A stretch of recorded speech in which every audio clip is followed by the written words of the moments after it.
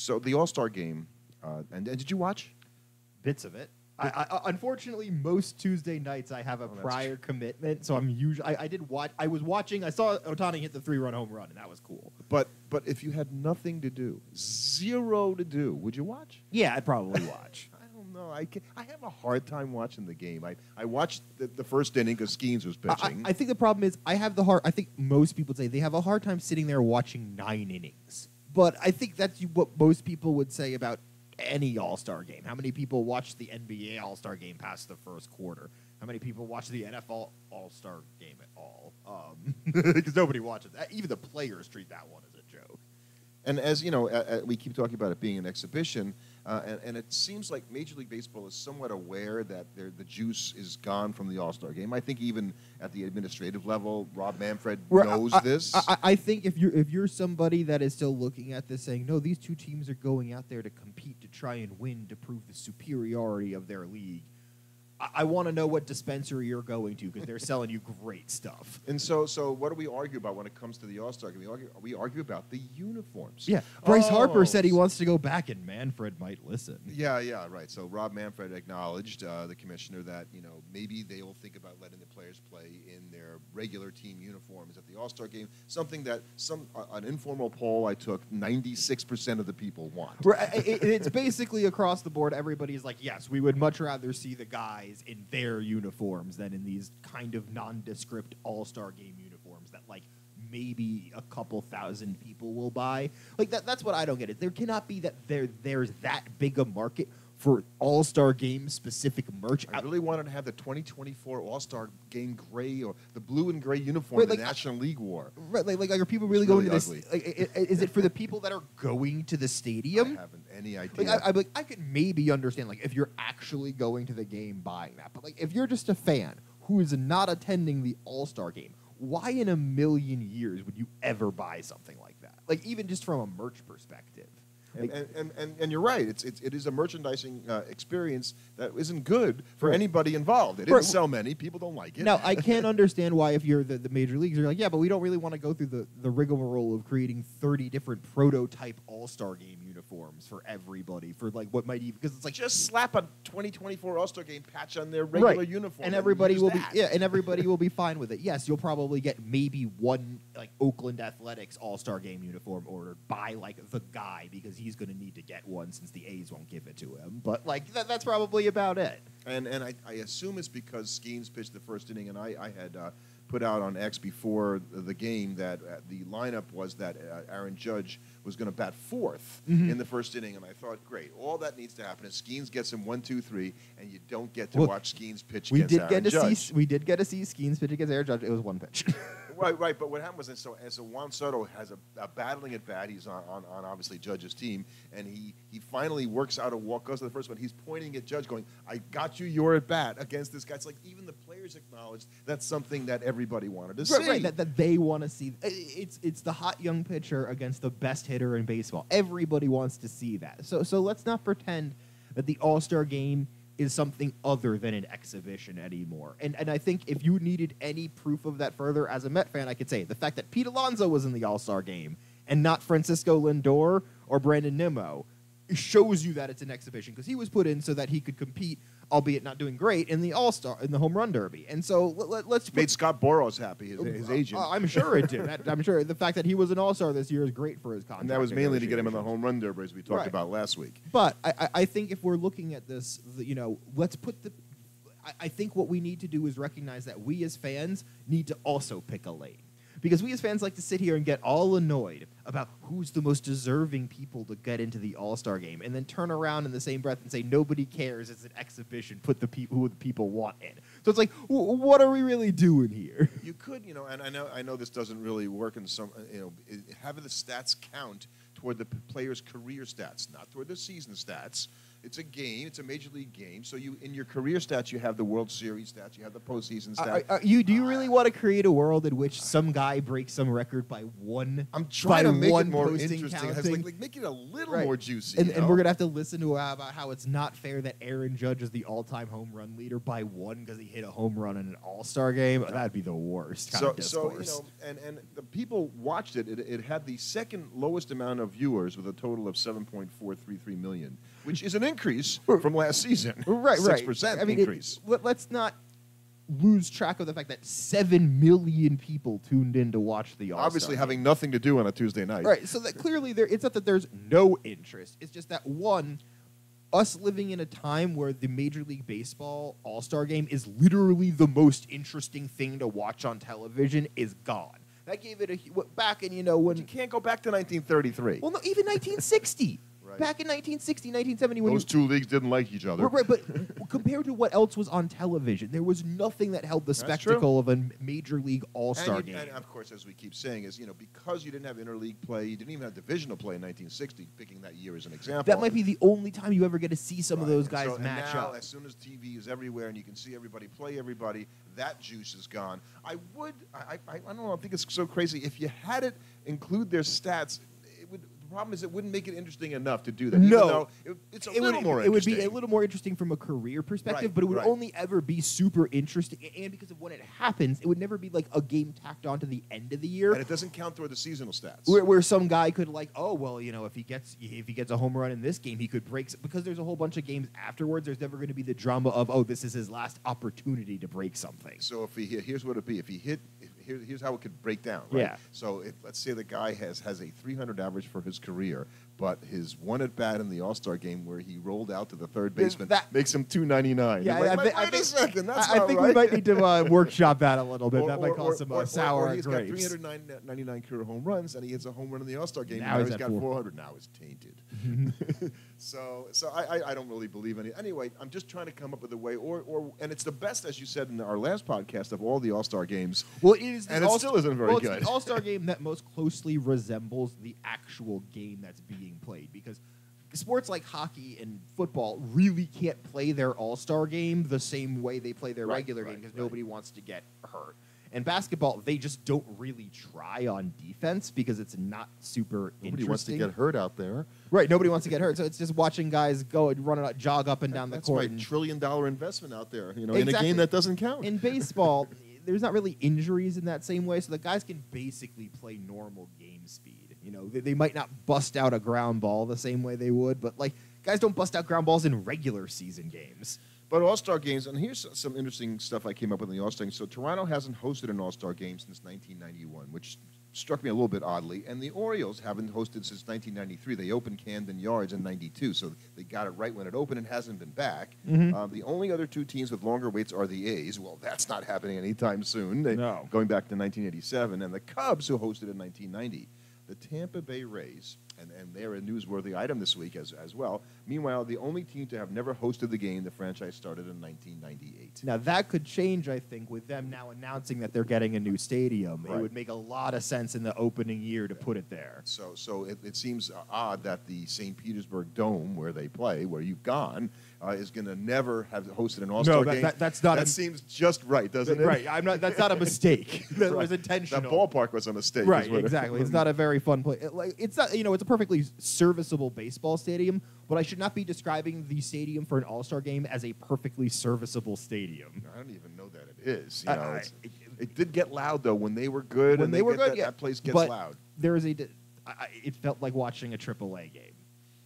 You would know. I haven't been in that ballpark, and it doesn't look like I'm going to get that opportunity. No, you're not missing much. Maybe you're going to. I'm sure if I was a Rays fan, there would be a certain charm to the Tropicana, the same way there was a certain charm to Shea Stadium as a Met fan, even if it wasn't the greatest stadium. I'm gonna wonder is that dome going to be the only major league ballpark that never hosted an All-Star game while the team, obviously, during the team's tenure. My guess is that there will be a stadium just because there were enough stadiums that teams were only in for like a year or something. I can't remember if Jack Murphy Stadium in San Diego, where the Padres played before Petco, if they ever hosted an All-Star right, and there's game. some teams that played in a stadium for like a couple years and then moved on. So I think that would only be if they were building a new stadium. But that's what I mean. You're right. That would definitely be the kind of circumstances that would happen.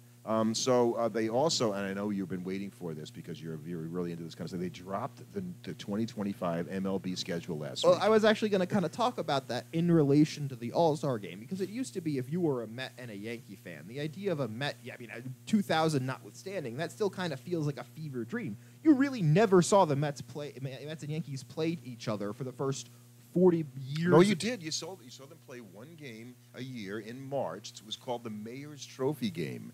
And I'm not. If we're not counting the All-Star game as a real game, I'm not counting a preseason game. I'll just say this one thing about the Mayor's Trophy game, though, because when Steinbrenner owned the Yankees, he wanted to win that game. It was if he lost that game, he'd be ready to fire people. But it was so important. So the Mets used to never play the Yankees. Now next year on the schedule in July there is rivalry weekend where Major League Baseball has tried their best to schedule as many rivalry games as possible between interleague opponents. So you're going to have the Dodgers playing the Angels, the Cubs playing the White Sox, the Mets playing the Yankees. Oh, hold on a second. The Dodgers playing the Angels. The Angels are terrible. The Dodgers are good. Let's see, the Cubs and the White Sox. The White Sox are awful. The Cubs, they're kind of awful at this point. And then the Mets and the Yankees are both okay, and you got to play this really good team more times. The Cardinals and the Royals will be playing. You're gonna get a lot of these interstate matchups that should, the Nationals and the Orioles will play. So you're gonna get a lot of these quote unquote historical rivalries. Now, I think there's a couple problems in that, if the Mets are playing the Yankees, who the hell did the Red Sox play? Who's their rival, natural rival? Who is the natural rival of the Toronto Blue Jays? Yeah. So that's a good point. And there's no more Expos. You have to go to Washington and play them. You can have Cleveland play Cincinnati. Yeah. That'll probably work. But then there's just some teams that just who do the Twins match up against? Well, you can't make it. It's not going to work out perfectly. Right. So there's going to be some games that weekend that don't really have a great natural rivalry, but that's okay. It can still be rivalry weekend, and it'll still be fun for that reason. I mean, there are geographic rivalries, that you can come up with at Texas and the Astros. They've tried to turn that into a rivalry. It just doesn't have the juice as right. And there's some interleague rivalries that are just stronger.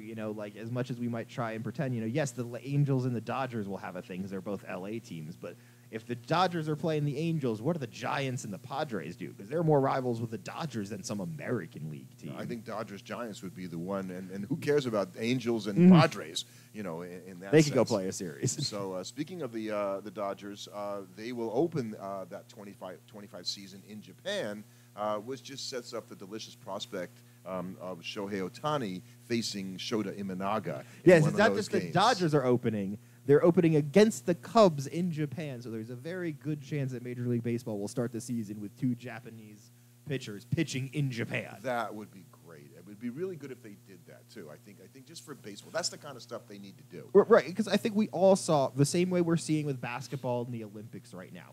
Going international is the easiest and best way to build the sport, and it drums up interest in a way that just playing the teams, it draws in a different group of fans, I think. Not so much it drums up different interest, but rather people that would not normally watch baseball will pay attention to baseball when teams are involved on a national level. So the more people we can draw in on that rooting basis, if even 10% of those people become regular baseball fans, it's totally worth it. And here's the thing, how much I enjoyed the WBC despite what happened to Edwin Diaz last year. I'm kind of disappointed that it's not coming up in 2025. You have to wait till 2026 for the WBC. I'm kind of glad we have time between. 3 years is fine. 3 years is fine. I think 2 years would be too often. It wouldn't feel as special. I think every 3 years feels good. Yeah. I think for right now, I think there could be a time where they go to every 2 years because to give all the teams around from the countries around the world I think to play in that. what I would do if I was Major League Baseball, the same way you have UEFA Cup and Copa Cup in soccer, they should look at regional things. Have regional stuff. And yes, so what? That Japan might kick everybody's teeth. The Asia series. Well, they got Korea to beat there. They got Korea to beat. Yeah, the U.S. will have some tough series here, but that will be And then you have one for Europe. You have to include those other leagues. That's a good idea. And I think that's the best way of having international baseball. And you do that every 2 years as a warm-up for WBC the following year. Yeah, that's really interesting. And because that wouldn't quite be as big name, the players wouldn't necessarily be as compelled to have to participate in that. So you might be able to use that also as a way to get some younger guys in there and get them some practice. And speaking of, and you did that, big names, we're going to talk about the games that happened this weekend. There's only been 3 of them, obviously, as we are here late on Sunday. Clayton Kershaw is going to be pitching for the Los Angeles Dodgers on Thursday, and Tyler Glasnow is going to return from his injury, which wasn't expected to keep him out all that long.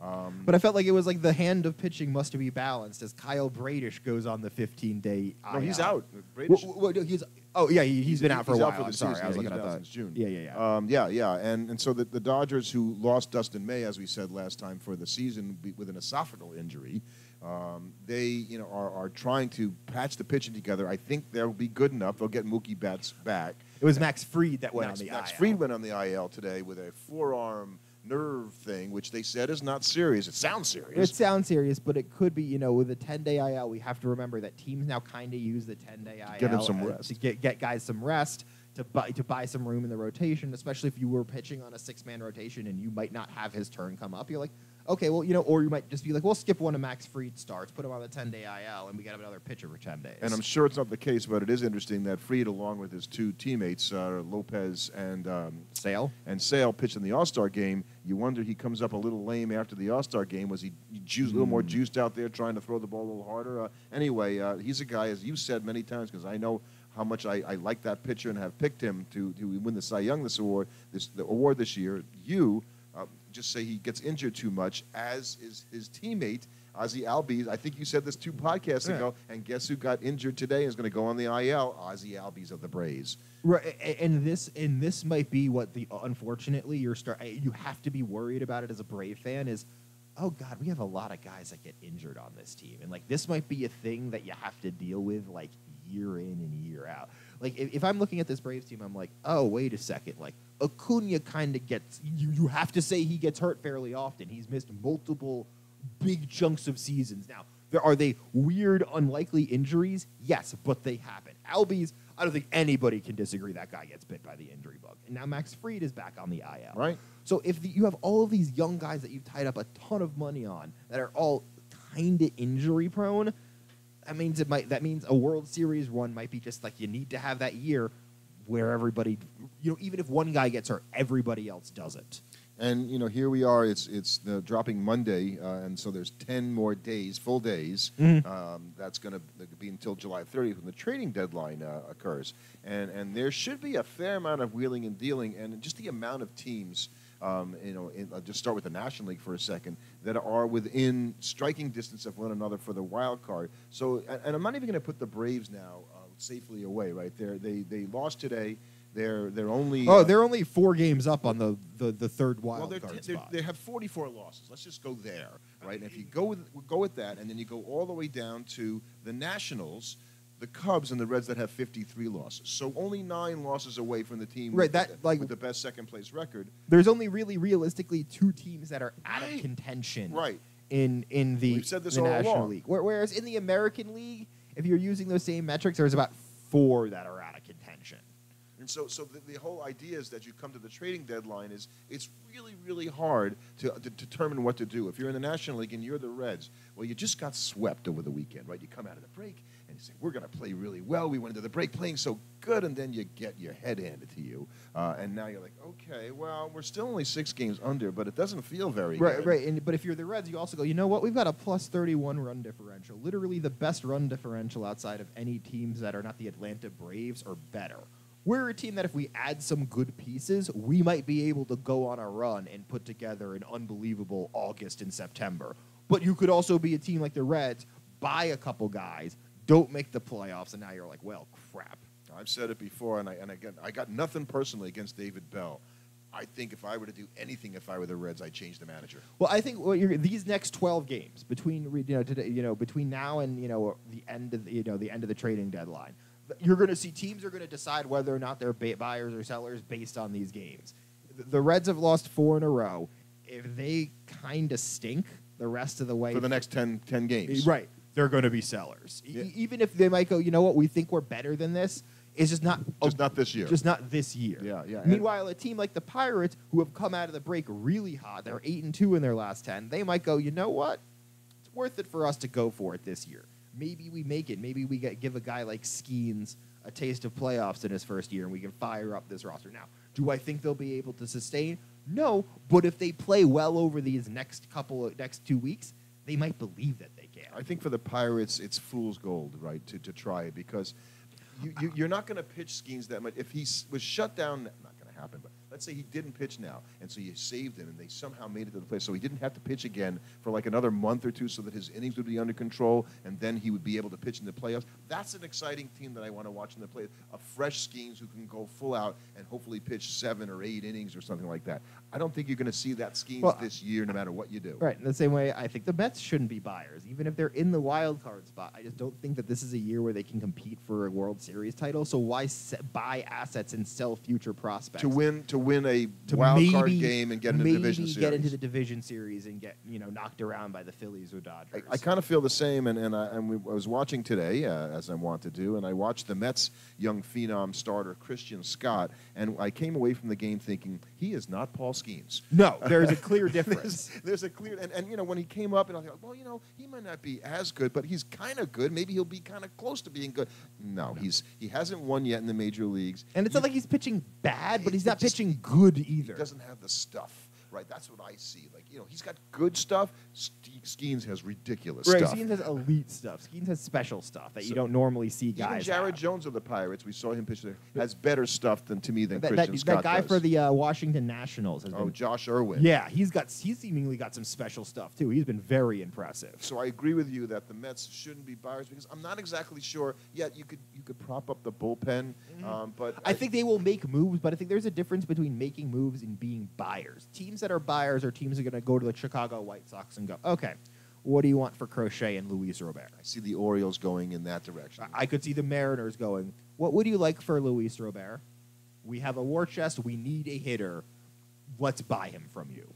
Right. And the Orioles, they had a weekend where they won 2 of 3 from the Rangers. The Rangers came back and won today. And the Rangers are all sitting on the sideline going, we went to the World Series. No, we didn't go to the World Series. We won the World Series last year. We haven't seen much of Max Scherzer. We haven't seen what they saw of him today was not good. Not so good. Jacob deGrom is going to come back one day. Well, I think if you're the Rangers, for the very reason that you won the World Series last year, makes it a lot easier not to be buyers at this trading deadline. And you're thinking if you're the Rangers, and I agree with you, that okay, Adolis Garcia has been okay, but not as good as he was last year. Yeah. Evan Carter hasn't been good at all. Josh Jung got hurt again. Right, Jonah Heim hasn't been the guy he was last year. Well, those are really good players. They're all going to get back closer to their level in the rest of the season, and there's 60-odd games left I for think the teams. The biggest worry you have if you're the Rangers is, we kind of have a lot of money tied up in Max Scherzer and Jacob deGrom. Right, because they're still going to be on the books. And you're going to be spending. I think Scherzer's off after this season. He might, but deGrom is signed. deGrom is signed for a few more years. Right. And I was saying, there's 60 games left, and I thought, well, 60 games. You know what that's like? That's like a pandemic length season, right? The pandemic season was 60 games. The Dodgers went 43-17 in 2020. Right. So when you think about, things can happen like that. 43-17 is a crazy good record. Right. It's hard to expect any team to kind of maintain that. There's no team in Major League Baseball we're looking at this year that looks like they could run off that kind of a stretch. But teams do that in the second half sometimes. Right. You don't know what's going to happen, and so there's enough that you can't get into the if they got 60 games left, if they go 40-20, and the other team goes, you're not ready to do that yet. Once we're halfway through these 6 games, when you get down to about 30, that's when you could start doing that. Well, I think it's going to happen. It all comes to crystallize after the trading deadline, right? Because you're going to have ostensibly 50-odd games left at that point. You got a third of the season and left, I think there's a good less. chance that by the time we reach there, a few teams will clearly have indicated what their outlook is for the season, so that will just make the playoff picture a little clearer just because, okay,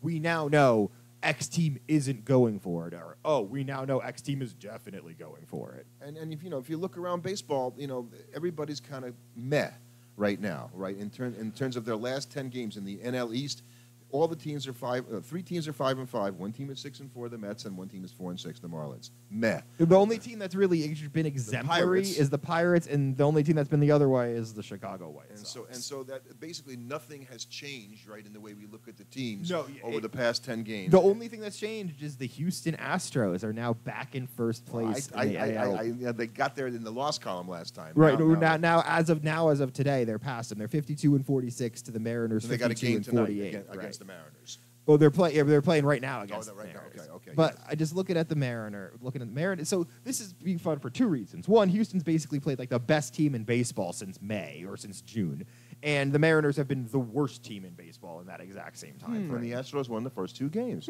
What an interesting. I wonder what happens proposition. Tonight. So yeah, I think that's the only real change, and it's not like the Astros have burned it up. They've just played better than the Mariners, who are 3-7 in their last 10 going into Sunday, and the Astros are 6-4. A team that has played better in the Central, well, there are 2 teams actually, and they both kind of surprised me. And it's not the Guardians, who have actually not played very well. The Twins have been mad at 5-5.